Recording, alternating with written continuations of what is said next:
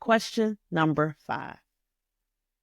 What strategy should I take to make sure I am financially ready to get married in 2 years and have kids? I am so glad this particular client asked this question.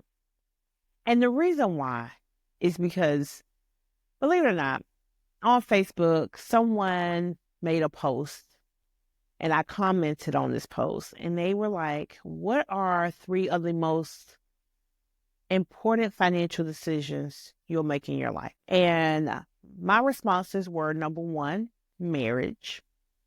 Number 2, who you choose to procreate with. Not even the fact that you're having kids, but who you choose to have kids with is a major financial decision. And number 3, your own ability and your own level of confidence that you exude to move your life forward. So confidence, self-confidence will be number 3 for me. But going back to the first 2, the marriage and who you're choosing to procreate with, are really important decisions that you must be ready to make before you say I do.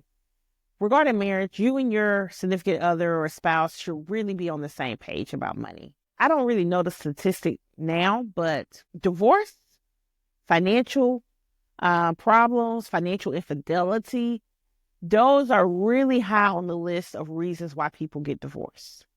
Secret debt, secret accounts. Now, as a caveat to the secret accounts, I'm a big fan of women having a mad money account. Okay, big fan of it. You get bad enough, you need to be able to get up and leave. But it doesn't mean that that account has to be a secret. And it doesn't mean that your significant other, even if you're a man, you can have a mad money account too. It doesn't mean that they have to know exactly how much money is in that account, but it really shouldn't be a secret that you have that account. And hopefully one day you never need it and that money just sits and grows and you can use it on other things one day. But I think everybody should have a mad money account, especially women. But going back to the point of the story, sometimes if you're in the dating phase and you are noticing bad money habits, those are red flags you cannot ignore. If you notice that you're dating someone who spends every dime of what they make, nothing is going to change when you get married. They are still going to spend every dime, including every dime you make too. Now they have access to more money. That's a red flag. That's something you want to address beforehand.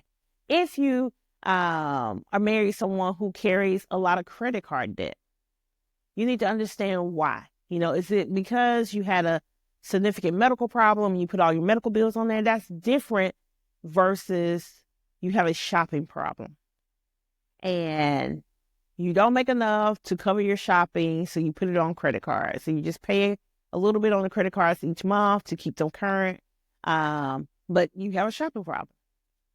That's something you want to know beforehand. A lot of money habits have been passed down from our parents. So some of these things are rooted in trauma. And sometimes you need to have conversations with financial counselors, financial therapists to help you unwind those bad money habits and replace them with good money habits. And that takes time. But you need to understand that before you say I do. It is not the time after you get married to try to work on that. It's just not the time.